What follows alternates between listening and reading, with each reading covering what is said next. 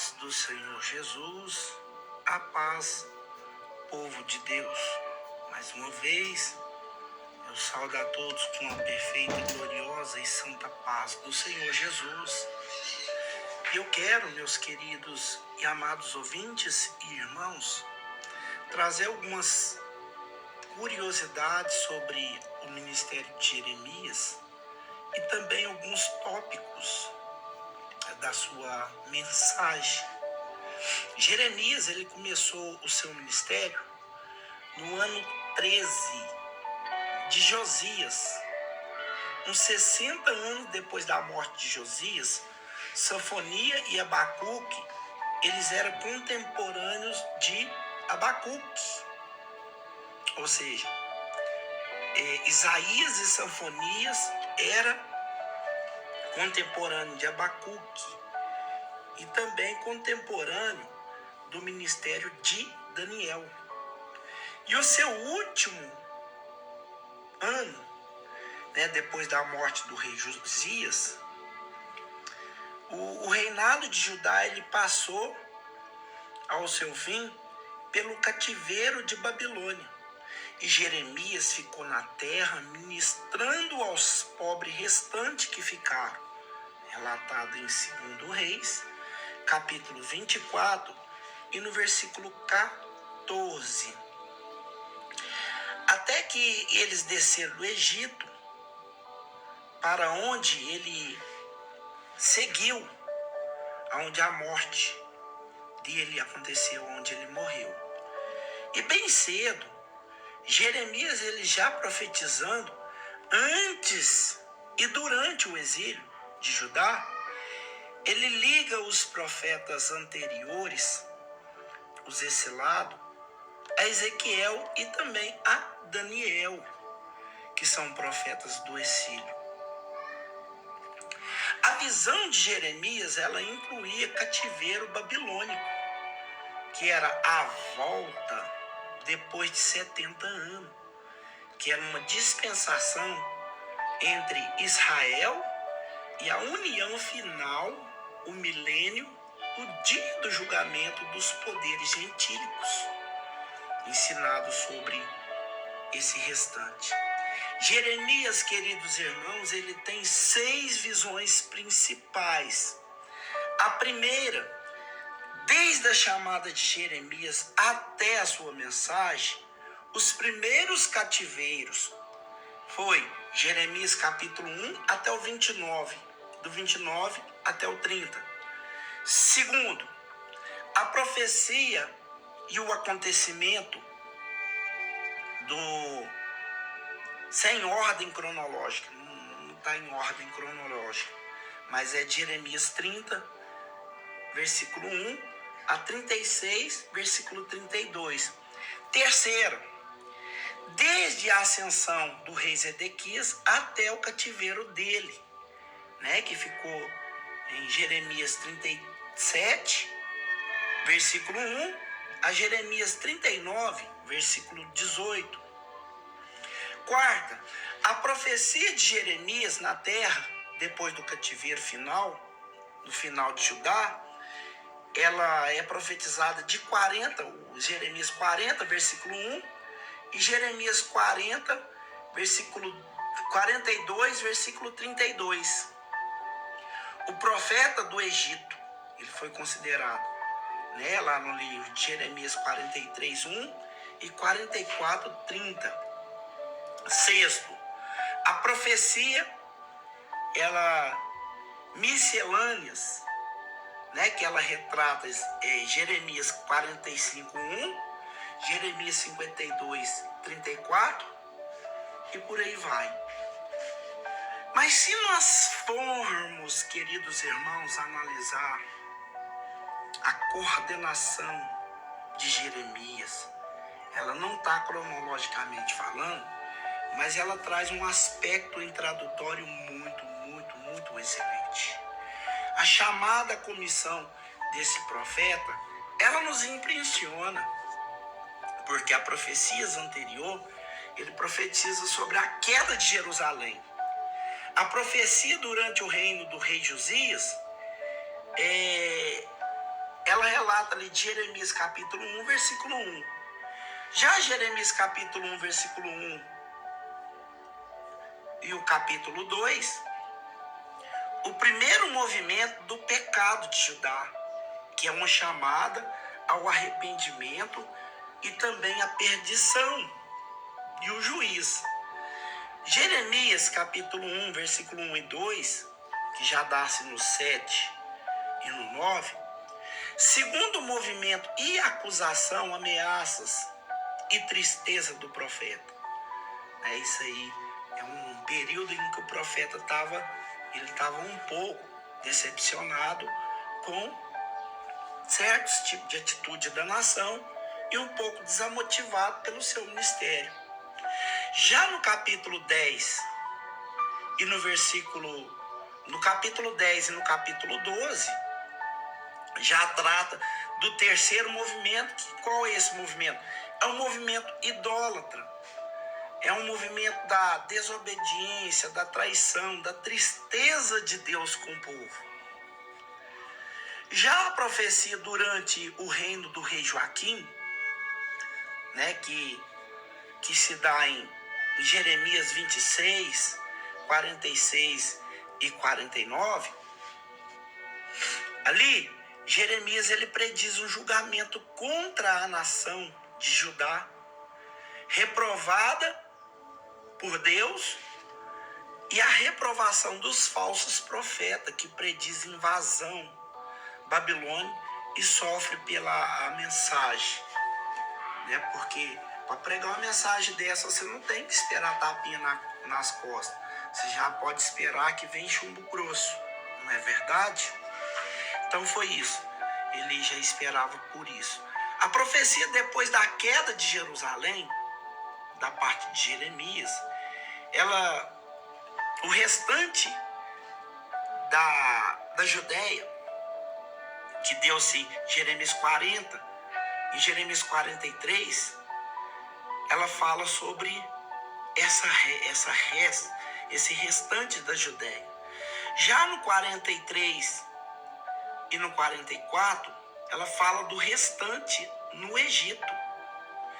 E para concluir o livro de Jeremias, no 52, nós temos os tempos, que Jeremias ele tem uns predecessores contemporâneos, e para bem entender ou qualquer outra obra, nós precisamos ter um conhecimento da sua circunstância.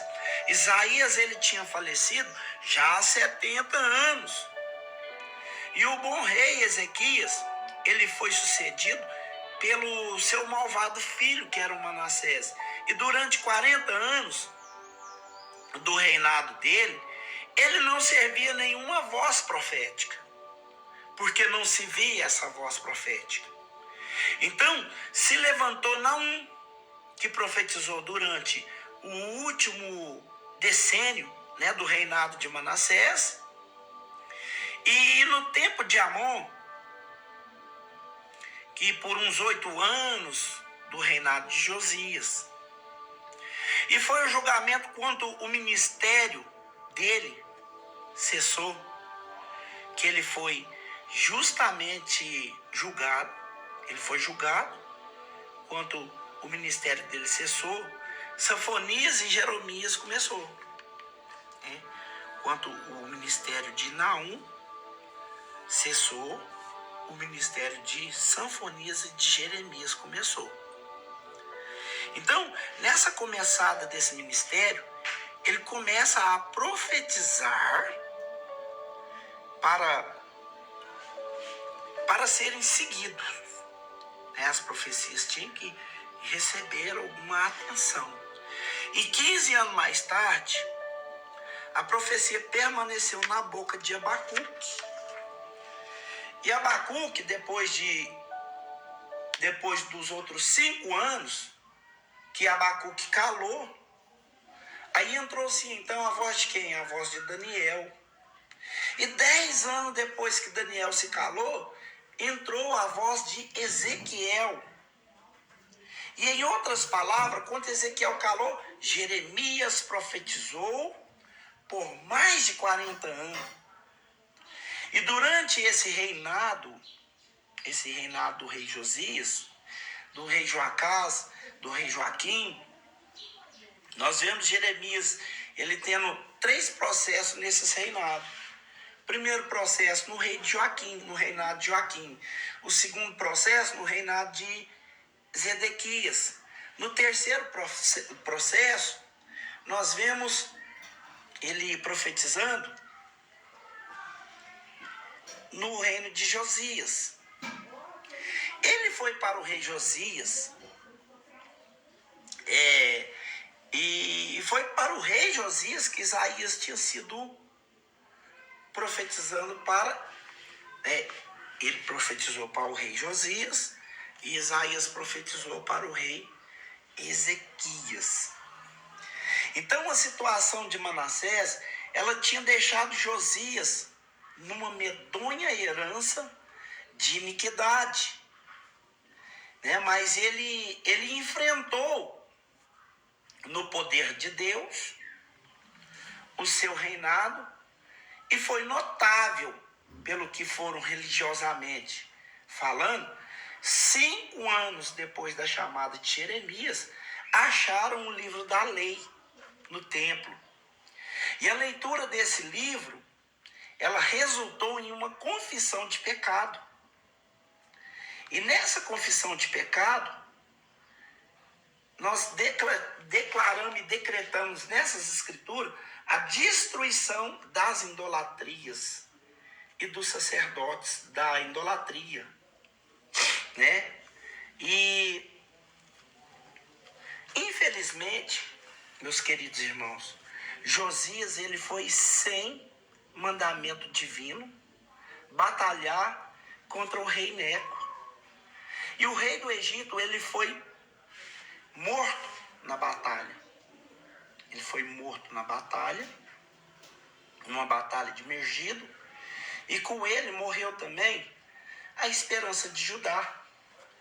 Ele foi seguido por Joacás, que reinou somente por 3 anos e 3 meses, 3 anos, né? E então veio Joaquim. Joaquim ao trono, ele e os dias da sua loucura e da sua idolatria. Porque quando Joaquim assumiu o reinado, não tinha idolatria. Mas quando ele assumiu o reinado, a idolatria voltou. Ela voltou. Voltaram a reforma, né, de Josias. E tinha vindo mais tarde, né, que era uma obra preficial. E por isso apenas a provisória do pecado era um cancro, né, meninado, e o próprio coração do povo recebeu a escrita de um ponteiro de ferro, né, com a ponta de diamante, que está em Jeremias 17, no versículo 1.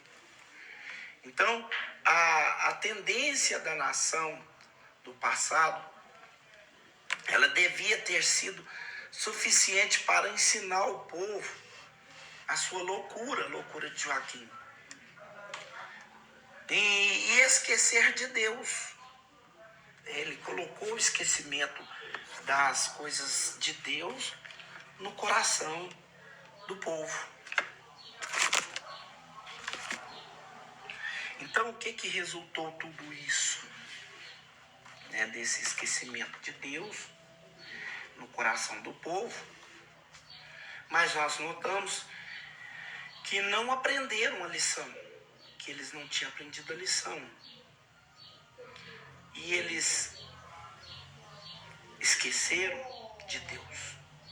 Assim, foi multiplicando a iniquidade dos seus pais e nada lhe restava, sendo o juiz de Jeremias que foi levado para o templo, né? Ou seja, para o templo. E com esse tempo, ele enfrentou uma situação, porque quando nós compreendemos o que isso significa, nós podemos melhor entender a mensagem de Jeremias.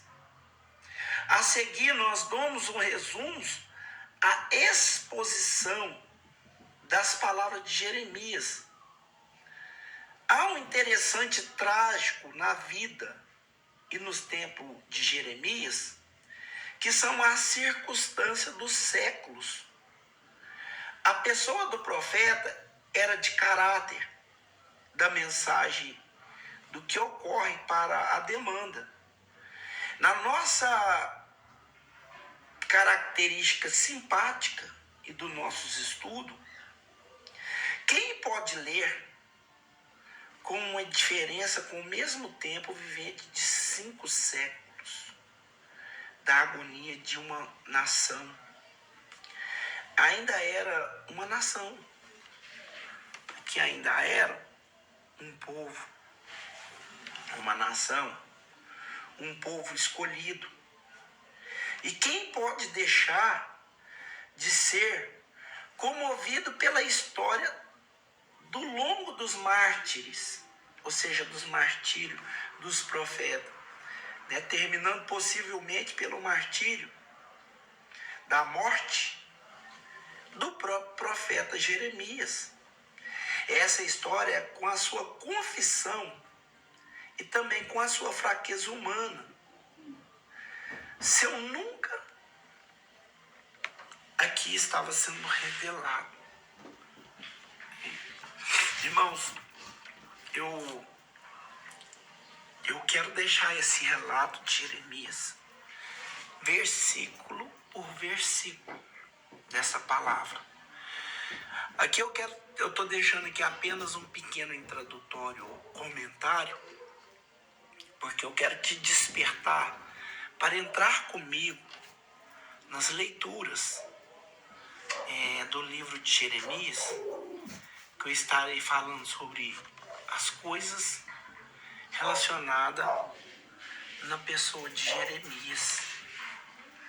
Por exemplo, o livro de Jeremias, ele é uma combinação de história biográfica e das profecias, que nos leva magos e séculos após séculos, que delineia o caráter do profeta, que é mais evidentemente do que qualquer outro livro profético.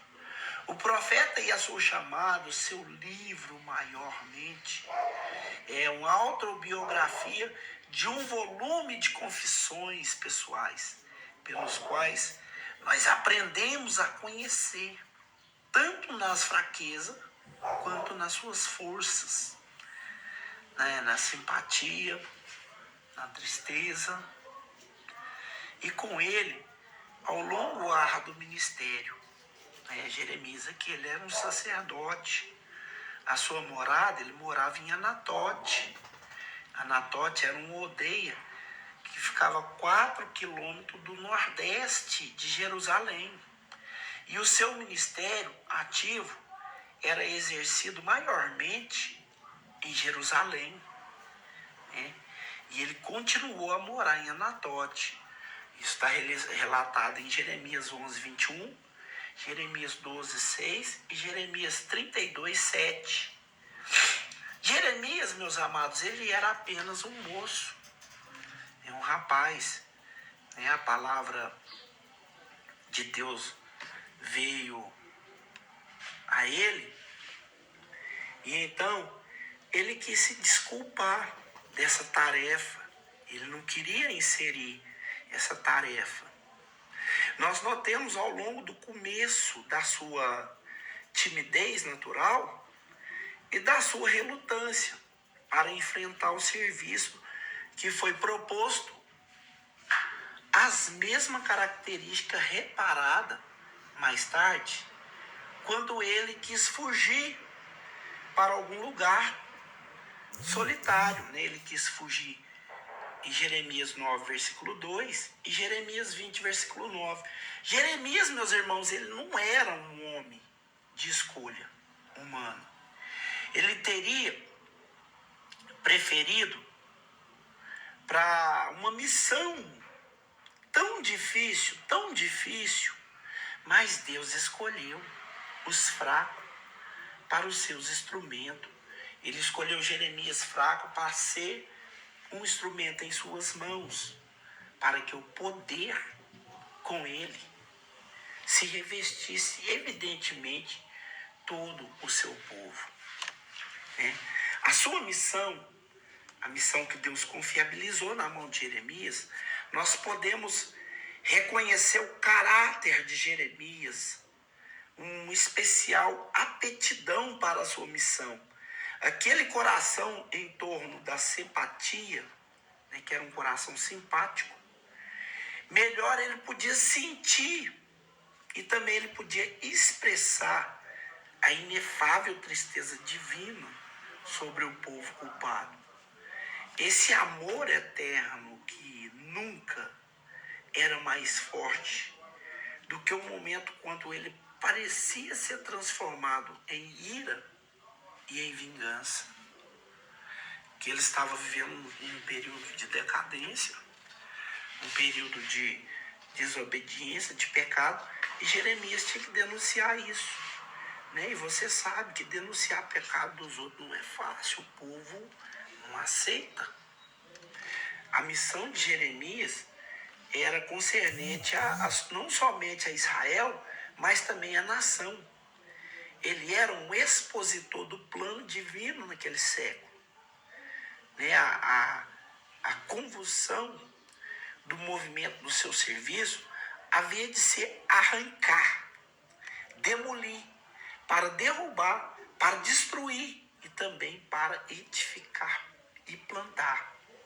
Que está em Jeremias 1:10. Em outras palavras, para anunciar a remoção da ordem existente para dar lugar a outro. Então, o modo de agir de Jeremias, nós podemos contemplar que no seu serviço, dando a sua mensagem, no lugar público, que eram nos átrios do templo, nos palácios reais, nas portas da cidade, nos dias de festa ou jejum. Quando o povo da roça tinha vindo à cidade para cultuar a Deus, Jeremias tinha que anunciar isso. Está tudo em Jeremias 7:2, Jeremias 17:9, Jeremias 19:14, Jeremias 22:1, Jeremias 26:2, Jeremias 35:2, Jeremias 36:5 até o 10. Então, nós vamos empregando aqui um simbolismo que necessitava laboriosamente a uma viagem, que Jeremias fala em Jeremias 13, versículo 1 ao 7, deduzindo uma ligação e um aviso, ao ver o olheiro. O olheiro trabalha com uma roda, em Jeremias 18:1, e levando um grupo de ancião para o vale de Hinnom, que quebrando ali um vaso de barro para ilustrar quão facilmente Jerusalém podia ser destruída, que está em Jeremias 19, versículo 1. Então ele toma os recambistas do lugar, a palavra da sua lealdade, o preceito do seu pai para constratá-lo com um desprezo que tinha desprezado sobre Israel, para que a lei de Deus fosse exposta, Jeremias 35:1, nós vemos que o último sítio de Jerusalém, ele prova a sua confiança no cumprimento da sua profecia. Uma das restaurações final a exercer do seu direito como parente mais próximo, era resgatar o campo em Anatote, aonde talvez os caldeus estivessem nesse momento acampado. Jeremias 3, versículo 2 até o 6. O seu sofrimento, né, o ministério de Jeremias foi prolongado. O seu martírio não somente era, na sua natureza, um preso que bem podia ter esmagado o espírito mais forte. Não somente ele teve de se colocar sozinho contra a nação, mas era o objetivo de trazer uma amarga perseguição. A sua própria vida estava em perigo. Os seus vizinhos em Anatote procuravam matá-lo, Jeremias. Veja lá no livro de Jeremias 11, versículo 18. Eles procuravam matar Jeremias. A sua própria família perseguia. Jeremias capítulo 12, versículo 6. O sacerdote, que era os principais oficiais pô-lo no trono, né, por ter profanado o trono de Deus, com ele, pensava em também ir contra a vida dele. Né? O átrio, nós vemos no átrio, o templo, no átrio, com as suas profecias, nós encontramos ele falando sobre várias espécies de males em Jeremias 29 e no versículo 1. Os profetas polares sempre opuseram, eles tentavam em Jerusalém e também contra Babilônia, né, que está em Jeremias 23, versículo 9, e Jeremias 28, versículo 1, e Jeremias 29, versículo 8. E procurando com as suas mentiras lisonjear, eles ficavam lisonjeando e neutralizando a mensagem que Jeremias pregava. E durante o sítio de Jerusalém, ele foi lançado na cadeia, acusado de tentar desertar a ira dos caldeus, né, que aqui estava falando em Jeremias 37, 14, que ele foi arrastado para o Egito pelos homens, né, e ele tinha um resultado que não tinha fé e nem coragem para seguir os conselhos. Esses homens escutou muitos conselhos, mas eles não tinham fé para seguir nenhum desses, né, que se encontra em Jeremias 43, no versículo 1 ao 7. E finalmente, meus queridos irmãos, se a tradição disse a verdade, ele foi apedrejado em um lugar chamado Dapne, né, que ficava no Egito, pelo povo irado e impaciente com as suas denúncias de idolatria. O povo esperou essa deixa de Jeremias, essa oportunidade, e começou a apedrejar a Jeremias no lugar chamado Dapne, que ficava no Egito.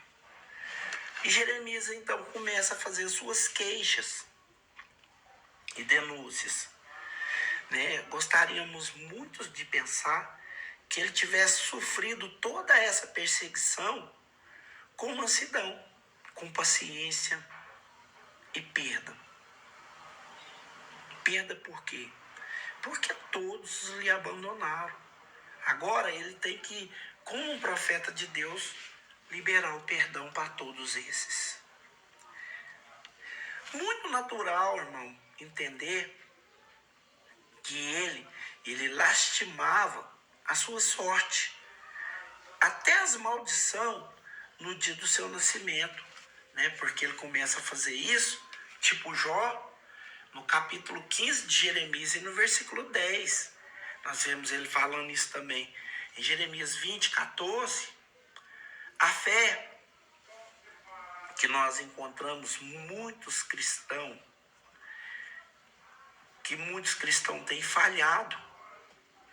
E em momento de desânimos, eles têm desejado nunca ter nascido. Você pode reparar que todo cristão, quando enfrenta uma perseguição, ele começa a denunciar o dia de sua morte, ou o dia do seu nascimento. Né? Enquanto ele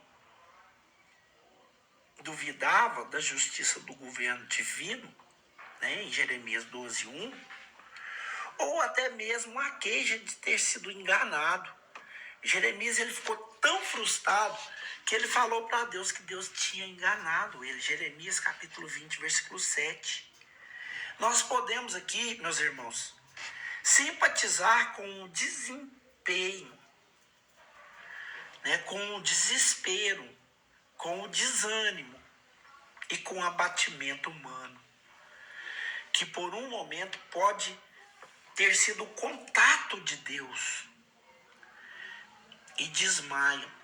Ele desmaiou exausto e também desesperado, mas ficando atônito até a ser horrorizado ao ouvir as suas maldições, também as maldições dos inimigos, a sua aproximação da invocação da vingança divina começa a entrar em ação contra ele. Jeremias capítulo 11, versículo 20. Jeremias 15, 15, 17, 18 de Jeremias. Jeremias 20, versículo 11. Essas são as impressões que atingem um terrível auge do capítulo 18 e 19.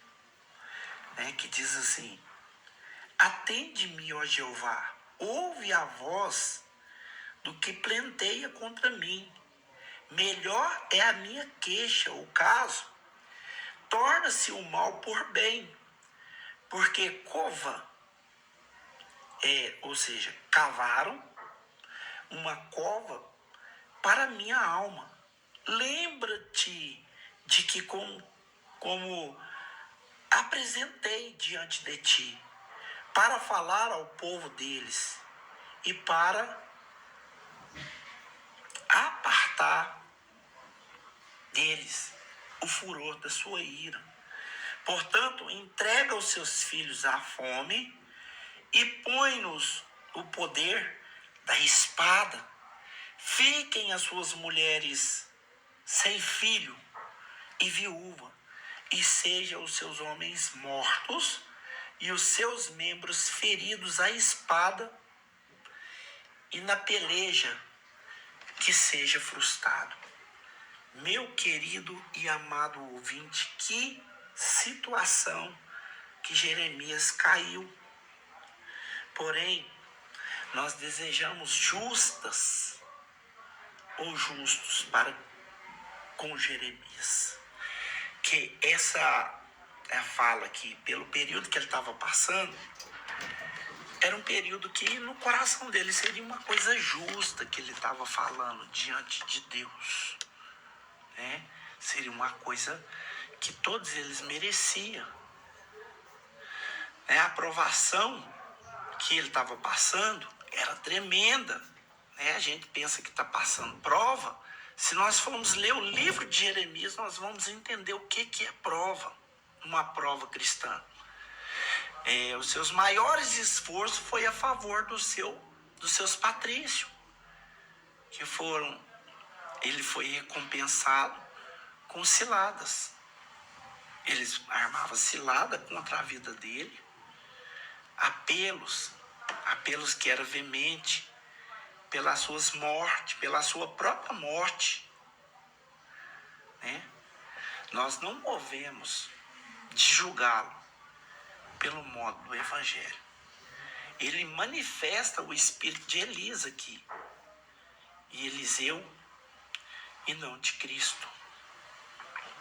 Era um espírito de Zacarias, cuja palavra aos moradores que ele professava era morrer fora da cidade. Então, veja que Deus, ele retribui, né? Em 2 Crônicas, capítulo 24, versículo 22, e não desteve de sonhar-lhe para que imputaste os pecados, né? Que está em Atos dos Apóstolos 7, versículo 60. Nós podemos admitir que algum sentimento ou ressentimento pessoal se misturava com estas imprecações, né, que mais tinha um sentido mais apto para poder falar, que era uma expressão do desejo e dos triunfos completo da retidão. A manifestação da justiça aqui, ela viria no mundo. Então, nós devemos conhecer quão profundamente o profeta sentiu que a sua causa era a causa de Deus. Os seus inimigos eram inimigos do próprio Deus. Que o homem de Deus, ou seja, o profeta, ele sentiu o que Deus sentia, né? Que agora a honra do Altíssimo requeria uma reivindicação. Ele queria que defendesse com toda a plenitude dos céus agora os seus servos, que estava na mira de todo esses inimigos que era moradores de onde ele morava, né? Ele queria que derrubasse, queria que Deus colocasse esses inimigos por terra. Nesse tempo, os males do mundo não foi bem compreendido. O homem piedoso esperava ver o justo juiz de Deus se manifestar nesta vida presente. Então, Jeremias aqui ficou muito decepcionado. E nós começamos a notar que, por outro lado do seu caráter, nós não devemos esquecer o outro lado do caráter de Jeremias, de tornar a simpatia da sua natureza e a profundeza da sua tristeza, que ele via a sua pátria correndo loucamente para a sua ruína. Jeremias 4,19 e Jeremias 8,18. A fé que creu e obedeceu agiu mesmo sendo incompreendido. Jeremias 32,17. Ele confiava, ele confiando nessa história, a sua proteção, ele pedia proteção para a sua vida. Jeremias aqui nós podemos ver que é um tipo de Cristo. Apesar do espírito contrário de Cristo, que ele demonstrava quando denunciava os seus inimigos, ele tem que discernir em Jeremias um tipo de Cristo, né? O sofredor solitário, né? Difamado, perseguido pelos chefes religiosos, pelos pais, pelos tempos, quando ele caminhava para a ruína, porque toda a nação estava caminhando para a ruína e ele caminhando junto, né? A ser uma figura daquele que sofreu tantas coisas dos anciãos, e principalmente dos sacerdotes, dos escribas, né? Quando fez a nação a última oferta de misericórdia divina, para com que o povo se rebelasse. Antes que esse povo fosse espalhado, uma dispersão, e comprada, na qual o exílio de 70 anos aparece no caminho desse povo, e 70 anos ainda parece poucos dias para eles, pelo que eles estavam praticando. A mensagem de Jeremias era maiormente uma mensagem de arrependimento e de aviso divino, do juízo divino vindouro que viria sobre eles. Né? E com Amós, nós vemos aqui, e Oséias, ele baseou-se no ensino sobre a relação de Jeová e Israel.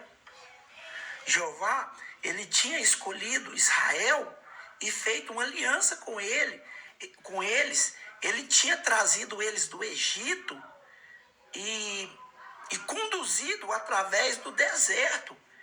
Ele tinha, meus irmãos, uma continuação de construí-lo pelo ministério dos seus profetas. Né? Foi revelado em Jeremias 2:1, Jeremias 7, versículo 25. Então, como Oséias, Jeremias pregava a figura do matrimônio, da filiação, né? E ele descreve aqui a intimidade das relações de Israel com Deus. Então, os deveres aplicados nessa relação, nós podemos ver no livro de Jeremias, capítulo 31, versículo 9. Lembro-me da beneficência da tua mocidade, do amor dos seus despositórios, ou seja, dos seus desposório, de como seguia no deserto e na terra, que não estava semeada. Eu tornei-me pai de Israel. Deus falando, isso aqui é Deus falando. E Efraim, o meu primogênito. Então, nós vemos aqui em Jeremias 31, versículo 9, que Deus falando que era o pai deles. Né? E nisso nós vemos que o pecado de Israel começou a incomodar a Deus. Mas Israel tinha abandonado a Deus e escolhido outros deuses. E dessa falsa crença que eles escolheram, tinha um resultado aprofundado de